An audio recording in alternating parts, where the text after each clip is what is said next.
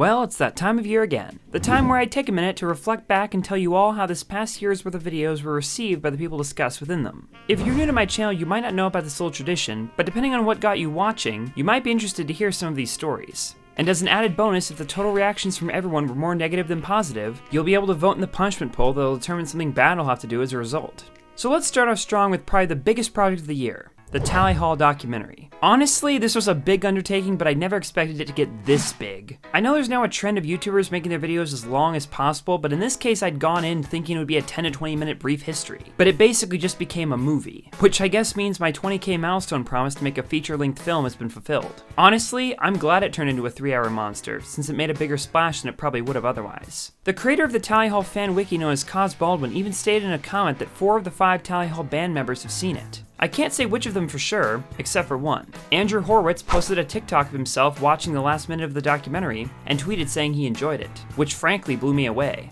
Everyone involved seemed to feel similarly, including those I'd gotten to cameo at the end like Matthew Altruda. To those of you wondering who people like Squareman and Bunny Loves You were in that segment, one is a longtime friend of mine from a podcast I used to share with Ellis Mark, and he was the only other person I knew that liked Tally Hall back then. And the other was an outspoken fan of mine that I later learned was an original backer of the Miracle Musical Kickstarter and possessed a Hawaii Part 2 vinyl, so including them both felt fitting.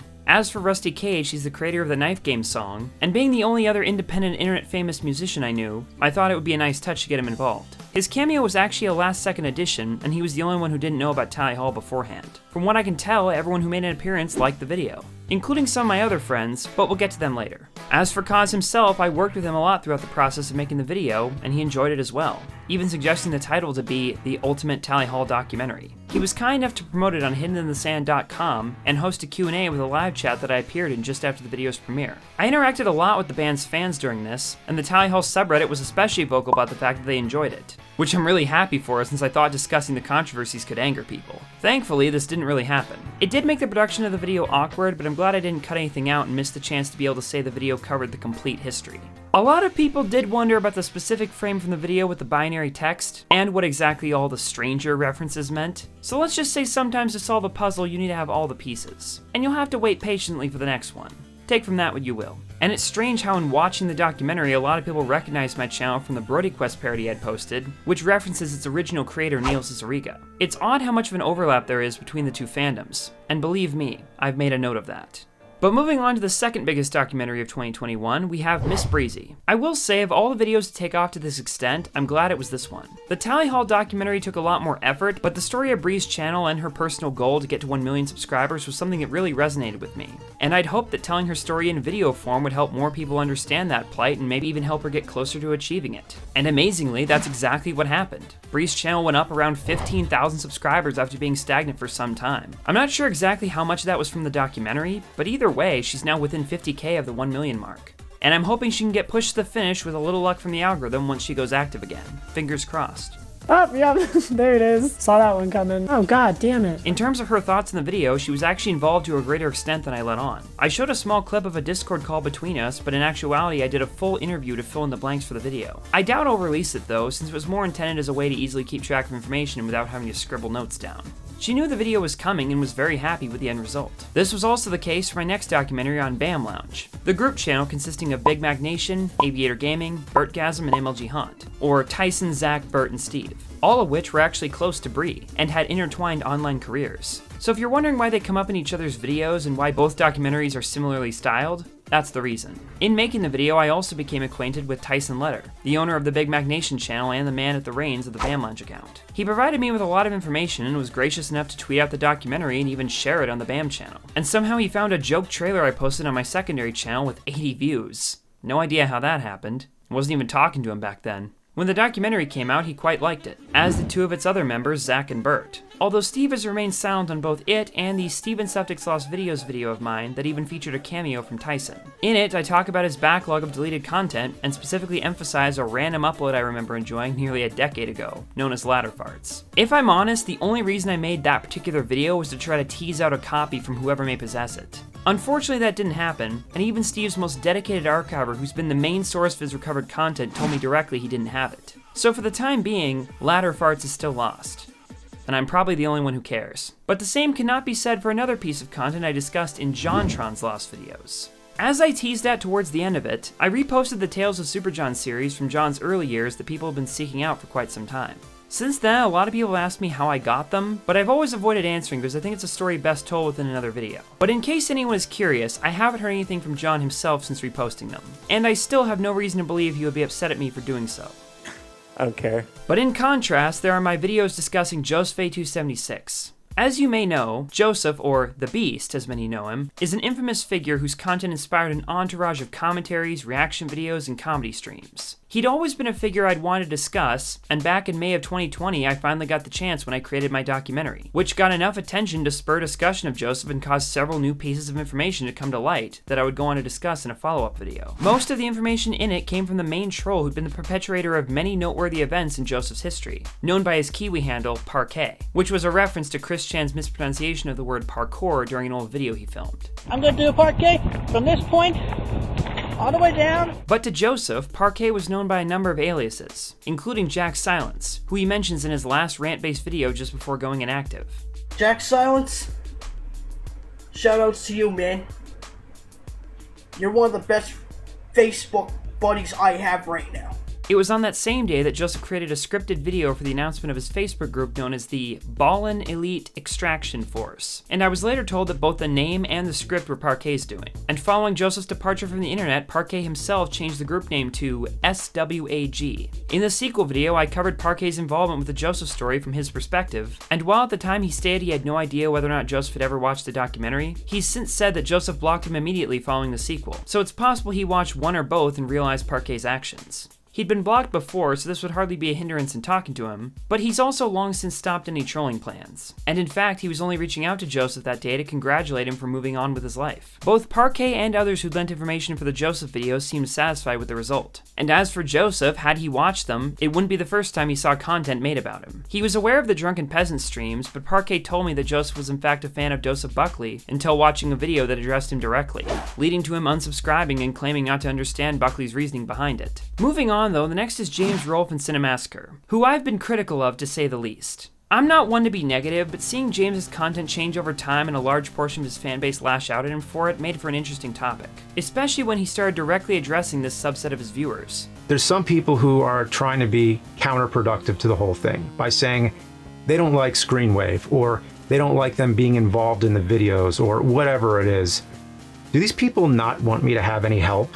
Do they want me to suffer and do everything myself? It seemed tension was building, and it didn't help that right after my video, Cinemasquarer would be put under fire for plagiarizing a review for a Monster Madness episode. But my goal was never to pile on, it was just to explain the situation as I saw it. Those from the Cinemasquarer cast who have been vocal about the video have been understanding and recognized my intent, and this view is shared by much of the fanbase, who have been very understanding. Despite my middling position that few share on James and the company, I hope something good came out of discussing it. Then there's the Copper Cab documentary. Like with the others, I got him personally involved after reaching out to him through Twitter DMs with an invitation I never expected to be followed up on. But he responded and was happy to answer questions, and even recorded a cameo for the end. He went as far as to wear the original hoodie from Ginger's House Souls, although it's hard to see given the lighting. After seeing the finished video, he quite liked it, with the exception of my comments about him being a troll, which he vehemently disagreed with. I am not an actor! Next up is Awful Fawful, the YouTube poop channel who many have seen but few know the history of. At the time of discussing him, he had retired following a goodbye post on Twitter, but my video had been made well over a year prior, just not released. He was involved and offered to edit it himself, which I agreed to, but he went inactive right up until the night of his retirement, and after that I decided to just finish the project myself using the half-completed visuals I'd given him to toy with, and audio from an interview I'd conducted with him in the same manner as Bree. In the beginning, I didn't expect to use much of it, but it fit in naturally. And, funnily enough, I'd also intended to feature a cameo from Emp Lemon, since he was once a fellow YouTube poop channel who knew of Fawful's content, and even mentioned him once in a video. I couldn't get either of them to appear in the video by the end,